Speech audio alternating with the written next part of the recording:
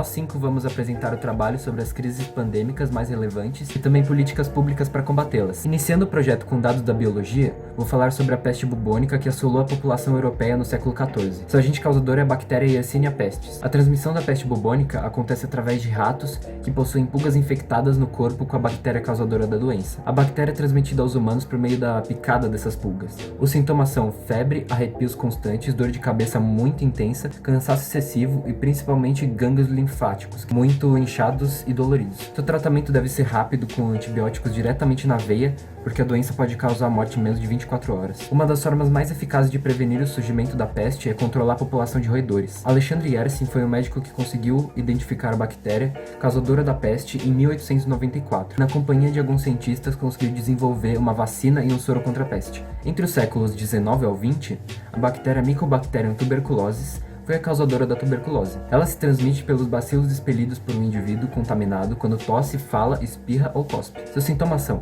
tosse com secreção, febre, emagrecimento, dores musculares, cansaço fácil, dificuldade na respiração e eliminação de sangue pela tosse. O tratamento para tuberculose ativa inclui uma combinação de drogas e remédios, às vezes no total de 4, que são reduzidos após certo tempo a critério médico. O tratamento deve seguir uma continuidade com acompanhamento médico e não deve ser suspenso pelo paciente após uma simples melhora. Pode durar de 6 meses a 1 ano. Além disso, a doença possui interferon. Foram descobertas as proteínas imunogênicas ESAT6, a CFP10 e TB7.7. A prevenção é dada pela imunização com a vacina BCG, que dá entre 50% a 80% de resistência à doença. Robert Koch foi um médico que descobriu o bacilo da tuberculose e conseguiu pela primeira vez na história identificar um micro-organismo patogênico. Também conseguiu achar a cura depois de muito estudo. No século XX surgiu mais uma variação do vírus influenza A de subtipo H1N1. A transmissão se dá pelo contágio direto através das pequenas gotículas de saliva que se projetam ao tossir ou espirrar. Os vírus invadem as células do aparelho respiratório, se multiplicam e determinam as alterações responsáveis pelo quadro clínico gripal. Esse meio de transmissão também é observado no coronavírus, que eu já vou falar. Os sintomas são febre, tosse, coriza, cansaço, dores no corpo e secreção de líquido no pulmão. Não foi descoberto um tratamento para a gripe espanhola na época, assim poucos eram os pacientes que ficavam curados dependendo do seu sistema imunológico. Agora no século XXI temos o coronavírus na pandemia atual. O vírus SARS-CoV-2 ou Covid-19 é responsável por essa enfermidade. Seus sintomas apresentam febre, tosse, coriza, dores no corpo e dificuldades para respirar em casos graves. As recomendações médicas do tratamento dependem da gravidade dos sintomas. Caso eles sejam leves, é recomendado que fique em casa com repouso, beber bastante líquido até a recuperação. Mas se os sintomas forem mais graves, é melhor que procurem um atendimento médico, ligar para o local e avisar os profissionais da saúde. O interferon alfa-2b até o momento conseguiu curar mais de 1.500 pacientes e é um dos 30 medicamentos escolhidos pela Comissão Nacional da Saúde da China para curar a condição respiratória. A prevenção para a gripe espanhola é praticamente a mesma do corona, que é lavar as mãos constantemente com água e sabão, se não for possível utilizar álcool gel, usar o cotovelo para cobrir tosse e espirro, não tocar na boca, nariz ou olhos quando as mãos não estiverem higienizadas, manter uma distância segura de pessoas, evitar aglomerações ao máximo, manter ambiente limpo e bem ventilado, utilizar máscaras ao sair e não sair de casa se for possível. E ainda não existem vacinas para esse vírus. Júnior Almeida foi uma cientista que primeiro identificou em 1964 um grupo em que o vírus Covid-19 faz parte. Ela desenvolveu um método para visualizar melhor os vírus utilizando anticorpos para agregá-los. Após a pandemia atual, sua pesquisa voltou a ser notada, então muito provavelmente, sem sua pesquisa, o combate contra o coronavírus seria muito mais dificultado nos dias de hoje. Políticas públicas em cada pandemia de cada época da história aconteceram de um jeito diferente. A gente pode ver, por exemplo, na Idade Média, quando aconteceu a pandemia de peste negra, não existia um controle de políticas públicas dessas pandemias. Então, por exemplo, a peste negra, ela se alastra pela Europa de forma muito agressiva, mas não existe controle, tanto que a própria sociedade entrou em colapso porque vários líderes, lembrando que a gente está falando de um período feudal, então a estrutura política era fragmentada em vários líderes, entrou em colapso porque vários desses senhores feudais começaram a morrer de peste negra, ou seja, não existia um controle da população.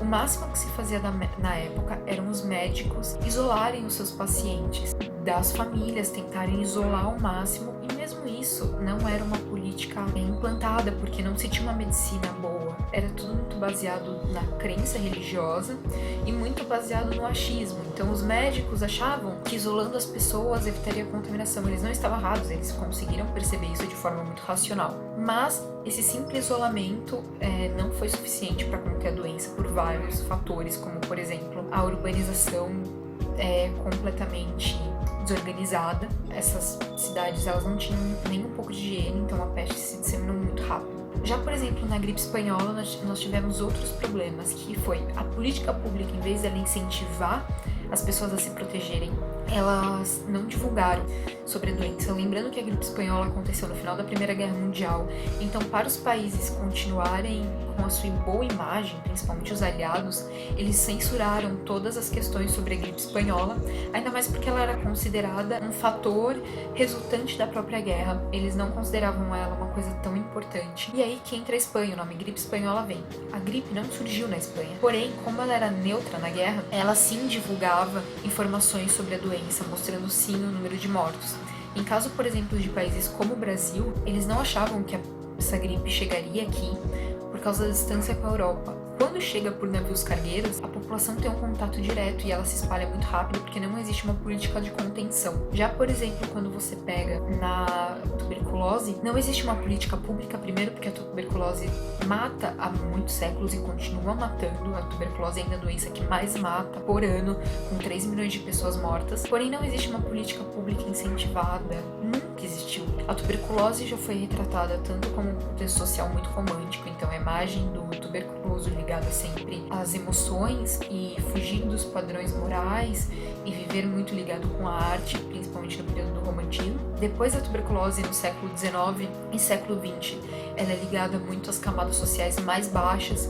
Então, não existia uma política pública para tentar conter o avanço da doença nessas camadas populares. Simplesmente eles mandavam pessoas para sanatórios que pareciam mais prisões, onde 75% dos casos das pessoas que eram internadas morriam em menos de 5 anos. Existia uma política de destruir cortiços, destruir moradias populares, porque ela era uma doença ligada à suposta imoralidade dessas pessoas. E agora nós vivemos a pandemia do coronavírus, onde as políticas públicas estão ganhando um grande destaque, principalmente pela quarentena.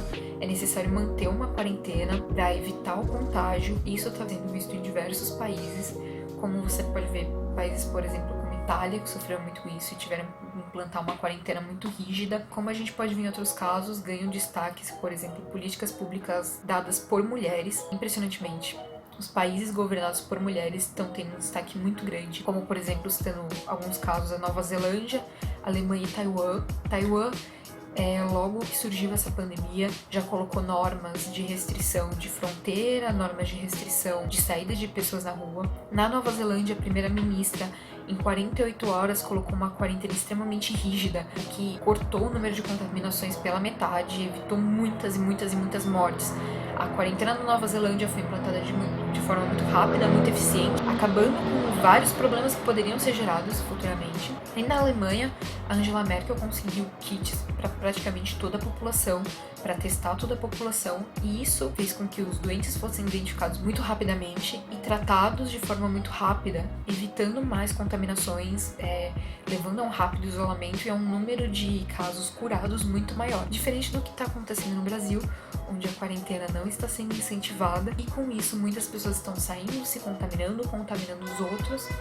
A curva de contaminação não está diminuindo, isso causa um superlotamento nos hospitais e vários problemas podem acontecer futuramente por causa disso. As políticas públicas não estão sendo tão eficientes para conseguir controlar a população. A população precisa ser controlada nesse momento por um governo para conseguir manter a ordem, para que futuramente os problemas não sejam maiores. As políticas públicas são de extrema importância para o enfrentamento de momentos em que a população precisa de amparos, como por exemplo hoje com as crises pandêmicas. Na época da peste negra, a doença se espalhou principalmente pelos comércios marítimos. Por quê? Porque, de acordo com alguns estudos, a China foi o país de origem da doença. E como ocorria muitos comércios entre China e Europa, essa propagação foi muito mais rápida. Na gripe espanhola, a propagação foi por meio da Primeira Guerra Mundial. Por quê? A gripe surgiu no mesmo momento da guerra. Supostamente, os Estados Unidos foi o principal país de origem da doença. Então, como os Estados Unidos fazia parte da Primeira Guerra Mundial junto com a Europa, a propagação entre Estados Unidos e Europa foi muito mais rápida. E além disso, estava ocorrendo várias imigrações pelo mundo inteiro em busca de um lugar seguro para se ficar diante de uma guerra. Como, por exemplo, aqui no Brasil, que o Brasil ele foi contaminado por imigrantes japoneses e italianos, principalmente, para trabalhar na lavoura de café, e soldados estadunidenses infectados que chegaram no Brasil. Na tuberculose, alguns pesquisadores falam que teve origem na África, mais especificamente no Egito Antigo. A questão da industrialização foi um dos principais fatores para a propagação da doença. Por quê? Porque junto com a industrialização tem várias consequências, como por exemplo, baixo salário, miséria, pobreza, má distribuição de renda. E além disso, as condições que os operários se encontravam eram muito ruins. Primeiro que dentro das indústrias eram lugares aglomerados, sem higiene nenhuma e tinha excesso de horas de trabalho. E quando chegavam em casa, a casa não tinha nenhuma higiene básica para se tratar de uma doença nem para se viver. Além disso, eram cômodos cheios de pessoas, muito aglomerados, eram úmidos, não tinha luminosidade suficiente.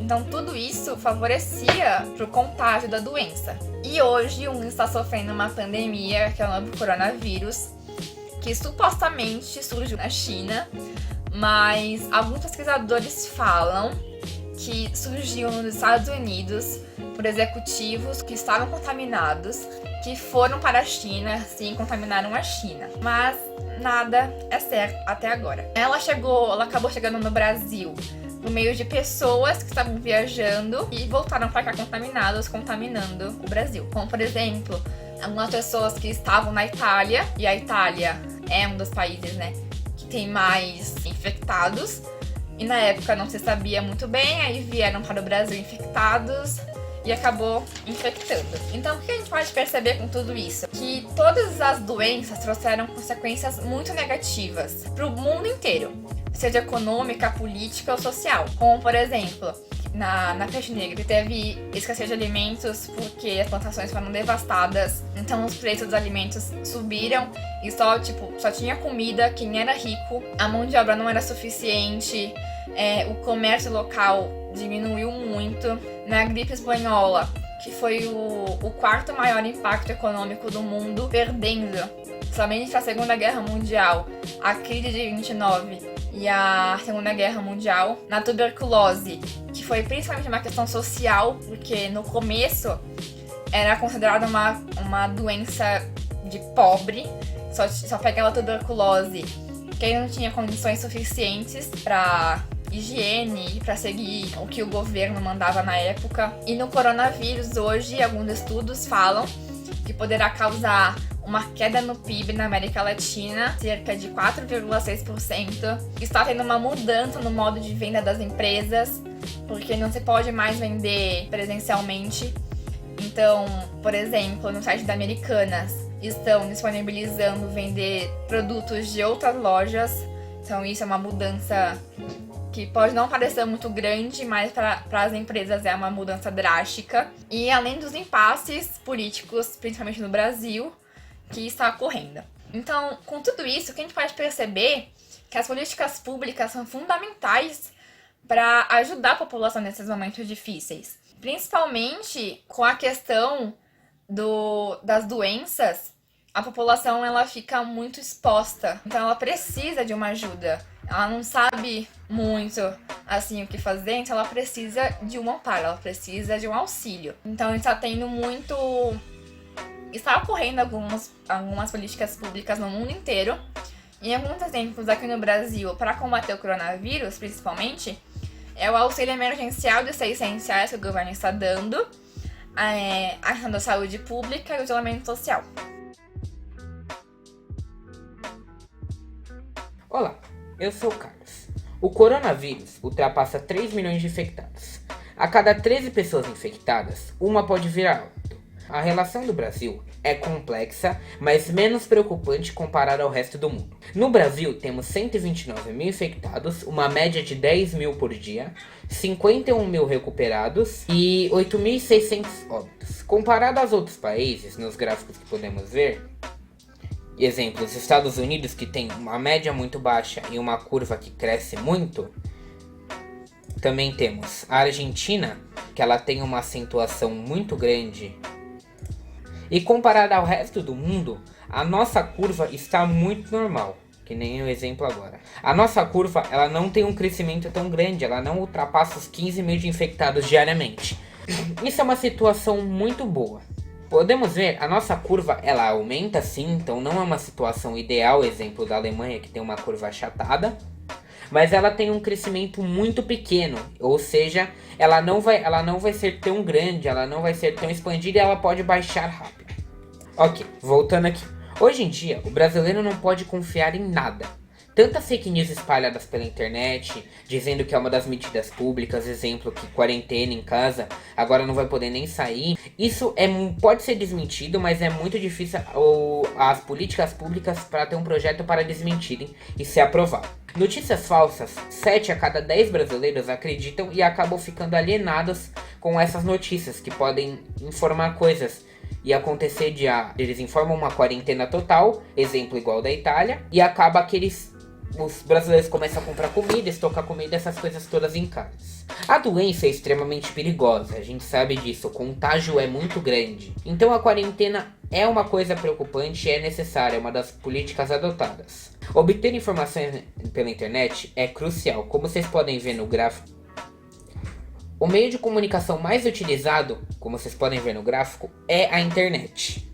Ou seja, a internet é o uso extremamente necessário para a divulgação dessas políticas públicas. Elas teriam um impacto bom se forem usadas da maneira correta e se forem divulgadas da maneira certa, pois muitas coisas que são divulgadas de maneira errada podem ser entendidas por outros modos e podem ser subentendidas por outras pessoas.